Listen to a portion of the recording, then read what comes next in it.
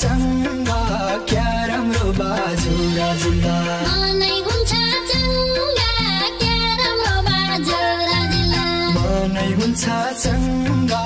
क्या राम्रो बाजुरा जिल्ला हरियाली डाँडाका खप्तडमाली काका किल्ला हरियाली डाँडा काँडा खप्तडमाली काका किल्ला बिचमा छेडेदा क्या राम्रो बाजुरा जिल्ला बिचमा छेडेदा क्या राम्रो बाजुरा